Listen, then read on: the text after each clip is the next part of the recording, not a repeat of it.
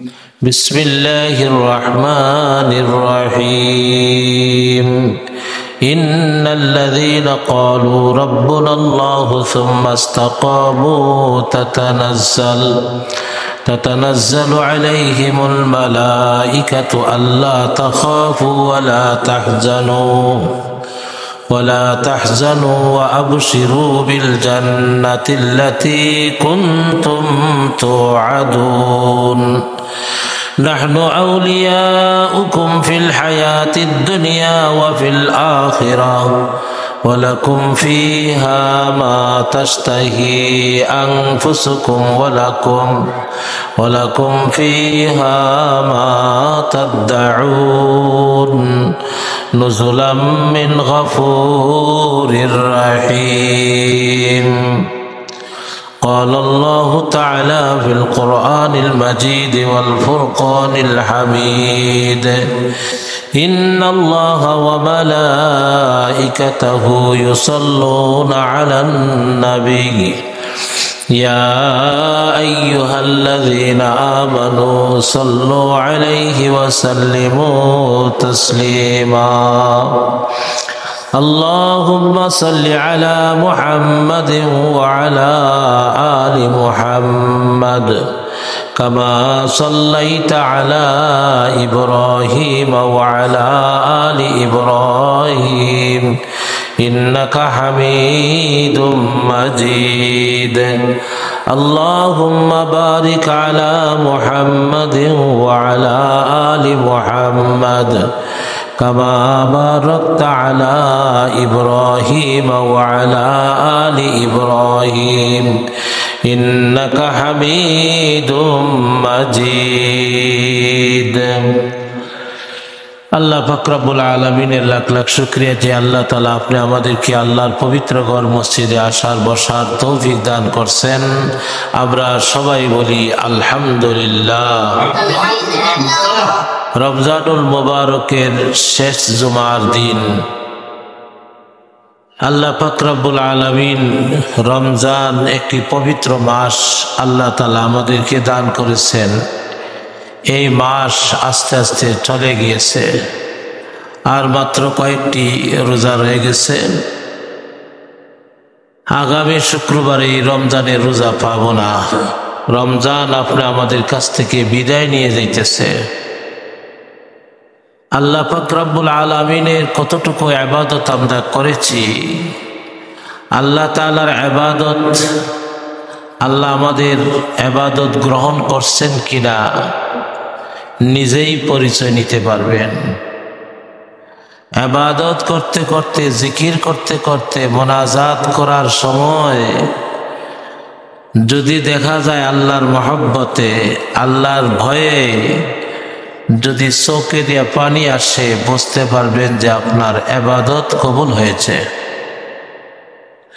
আর যদি চোখে দিয়ে পানি না আসে, আল্লাহর মহব্বতের জন্য, আল্লাহর রেজামন্দির জন্য, আল্লাহকে ভয় পাওয়ার জন্য ইবাদত করেছে, আর সেই ইবাদতের মধ্যে নিশ্চয়ই আল্লাহ তাআলার একটা রেজামন্দি, আল্লাহর সন্তুষ্টি আসে। এই সন্তুষ্টির কারণে বান্দার চোখে দিয়ে পানি বের হয়। তাহাজ্জুদের নামাজ পড়িয়ে আল্লাহ তাআলার কাছে চায়। আল্লাহ তাআলা বলতেছেন, হে আমার বান্দা, তুমি যদি অসুস্থ থাকো তোমাকে আমি সুস্থ করিয়া দেব। বান্দারে, তুমি যদি বেমার থাকে তোমার বেমারে আমি দূর করিয়া দিব। বান্দারে, তুমি যদি বিপদের মধ্যে থাকো বিপদ থেকে তোমার উদ্ধার করিয়া দিব। বান্দারে, তুমি যদি ঋণগ্রস্ত থাকো ঋণ থেকে তোমার উদ্ধার করিয়া দিব। বান্দারে, যদি তুমি পরমুখাভিক্ষা থাকো তাহলে এই পরমুখাভিক্ষা থেকে তোমার আমি উদ্ধার করিয়া দিব। বান্দারে, শেষ রাত্রে উঠিয়া তুমি আমার কাছে চাও, আমি তোমাদের চাওয়ারে কবুল করব। এই শেষ রাত্রে উঠি আল্লাহর কাছে চাওয়া, আল্লাহর কাছে মাগফিরাত, আল্লাহর কাছে মাফি চাওয়া, আল্লাহ তাআলার কাছে সাহায্য চাওয়া, এটা হইল বন্দার কাজ। আর বন্দার চাওয়ারে শুনিয়া বন্দার কাকুতি মিনতিরে শুনিয়া আল্লাহ পাক রব্বুল আলামিন তার ডাকে সাড়া দিয়া সে যদি রুগ্ন অবস্থায় থাকে তার রোগরে আল্লাহ দূর করিয়া দে, সে যদি অভাব থাকে তার অভাবরে আল্লাহ দূর করিয়া দে, সে যদি ঋণগ্রস্ত থাকে ঋণ থেকে আল্লাহ তাআলা উদ্ধার করিয়া দে, সে যদি বিপদের মধ্যে থাকে আল্লাহ তাআলা বিপদ থেকে উদ্ধার করিয়া দে, সে যদি শত্রুর মুখাফিকি তাকে শত্রু থেকে আল্লাহ তাআলা উদ্ধার করিয়া দে। যদি শেষ রাত্রে আল্লাহ তাআলার কাছে তাহাজ্জুদের নামাজ পড়ি আল্লাহর কাছে চায়, আল্লাহ তাআলা তার সমস্ত সমস্যারে আল্লাহ দূর করিয়া দিবে। এটা হলো আল্লাহর হুকুমের মধ্যে গণ্য। যেমন আল্লাহর হুকুম ফজরের নামাজ, আল্লাহর হুকুম জোহরের নামাজ, আল্লাহর হুকুম আসরের নামাজ, আল্লাহর হুকুম মাগরিবের নামাজ, এমনিভাবে আল্লাহর হুকুম এশার নামাজ। এই নামাজগুলি পালন করিয়া যদি তাহাজ্জুদ পড়ে তাহলে সেই তাহাজ্জুদ গ্রহণযোগ্য হইবে। এই নামাজগুলা যদি পালন করিয়া এই নামাজগুলি যদি পালন করিয়া রমজানের রোজা রাখে, সেই রমজানের রোজাগুলি আল্লাহ তাআলার কাছে গ্রহণযোগ্য। রমজানের রোজা গ্রহণযোগ্যতা একমাত্র নামাজের মাধ্যমে। একজনে নামাজ পড়ে নাই রোজা রাখে, কেমন রোজা হবে? একজনে নামাজ পড়ে নাই কোরআন তেলাওয়াত করে, এই তেলাওয়াত আল্লাহ কবুল করবেন না। নামাজ পড়া হইল ফরজ আর কোরআন শরীফ পড়া সুন্নত, কোনটা বড়? এই জন্য নামাজের মাধ্যমে সবকিছু কবুল। আপনি মেসাবরে দাওয়াত দিছেন আপনার বাড়িতে, কিছু পড়ব কিছু দোয়া করব, কিন্তু তুমি নামাজিনি, তুমি নামাজি না হইলে তো মেসাবের দোয়া করলেও কামাইতো না। তুমি নামাজি হইতে হবে। নামাজের মাধ্যমে আল্লাহ তাআলা সব কিছু কবুল করে, কিন্তু এই নামাজরে বরবাদ করে আপনি আমাদের অনেক রিপু আছে, অনেক ধরনের বাধা বিপত্তি আছে। এই বাধা বিপত্তি কাটাইয়াও এই বাধা বিপত্তিরে পিছনে ফালাইয়া আল্লাহর ডাকে সাড়া দিয়া আল্লাহর ইবাদত করতে হবে।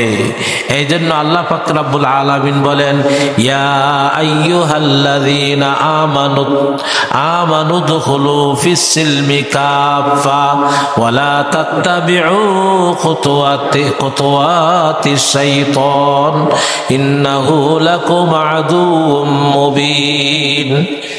হে ঈমানওয়ালারা, ইয়া আইয়ুহাল্লাযীনা আমানু উদখুলু ফিস সিলমি কাফা। ঈমানওয়ালা, আল্লাহ তাআলা ঈমানওয়ালারে ডাকতেছেন, ঈমান তো তার আছেই। এখন ঈমানওয়ালারে ডাকে আল্লাহ বলতেছেন, হে ঈমানওয়ালারা, তোমরা ইসলাম ধর্মের মধ্যে পূর্ণভাবে ঢুকিয়া যাও, তোমরা ইসলাম ধর্মের মধ্যে পূর্ণভাবে ঢুকিয়া যাও। পূর্ণ আদা খাচ্ছে না, দিনের মধ্যে রইলাম দাড়ি রাখলাম না, দিনের মধ্যে রইলাম পাঞ্জাবি গায়ে দিলাম না, দিনের মধ্যে রইলাম টুপি মাথায় দিলাম না, আল্লাহ তাআলার ইবাদত করলাম টুপি মাথার নাই, কেমন গ্রহণযোগ্য হবে? কেমন গ্রহণযোগ্য হবে? নবীর সিরত, নবীর আকৃতি, নবী যা করছেন তা করতে হবে, তা পোশাক সমস্ত পালন করতে হবে। এই পালন করার পরে আল্লাহ তাআলার ইবাদত করলে আল্লাহ তাআলা ইবাদতে কবুল করবে। নবীর সিরত ধরতে হবে, নবীর সুরত ধরতে হবে, নবীর ইত্তেবা করতে হবে। আল্লাহ তাআলা তো বলছেন, কুল ইন কুনতুম তুহিব্বুনাল্লাহ ফাত্তাবিউনি ইউহিব্বুকুমুল্লাহ ওয়া ইয়াগফির লাকুম যুনুবাকুম ওয়াল্লাহু গফুরুর রহিম। আল্লাহ পাক রব্বুল আলামিন বলতেছেন, হে নবী, আপনার উম্মতদেরকে বলিয়া দেন তারা যেন আল্লাহ তাআলার মহব্বত পাইতে গেলে তুমি নবীর অনুসরণ করে। আল্লাহ নবী বলতে ফাত্তাবিউনি, হ্যাঁ নবীকে আল্লাহ তাআলা ইশারা দিয়ে বলতেছেন, আল্লাহ ডাক দিয়ে বলতেছেন, তোমরা যদি আল্লাহর মহব্বত পাইতে চাও তাহলে তোমরা আমার অনুসরণ অনুকরণ করো। যদি আমার অনুসরণ অনুকরণ করো, ইউহিব্বুকুমুল্লাহ, আল্লাহ তাআলা তোমাদেরকে মায়া করবেন, মহব্বত করবেন। আর যদি তোমরা অনুসরণ করো না, অনুকরণ করো না, নবীর পথ মানো না, নবীর সিরত মানো না, নবীর সুরত ধরো না, আল্লাহ পাক রব্বুল আলামিন তোমাদের ইবাদত কবুল হবে না। প্রত্যেকটা জিনিসের একটা নিয়ম আছে, নিয়ম যদি পালন না করা হয় তাহলে এই নিয়ম পালন না করার সেই জিনিসের মর্যাদা থাকে না। নিয়ম হইল যে জিনিসের যে তৈয়ার করার জন্য যে জিনিসের প্রয়োজন সেটা দরকার, সেটা না লাগাইলে সেটা পূর্ণ হবে না। এই জন্য আল্লাহ পাক রব্বুল আলামিন বলতেছেন, নবীর সিরত ধরো, নবীর অনুসরণ অনুকরণ করো, তাহলে তোমার ইবাদত পূর্ণ হবে, তোমার দ্বীন পূর্ণ হবে, তোমার দাওয়াত পূর্ণ হবে, তোমার পড়া কোরআন তেলাওয়াত করা পূর্ণ হবে। আর যদি নবীর সিরত না, নবীর সুরত ধরো না, নবীর ইত্তেবা করো না, নবীর অনুসরণ অনুকরণ করো না, তাহলে তোমার কিচ্ছুই আল্লাহ তাআলার কাছে গ্রহণযোগ্য হবে না। এই জন্য আল্লাহ তাআলা বলতেছেন,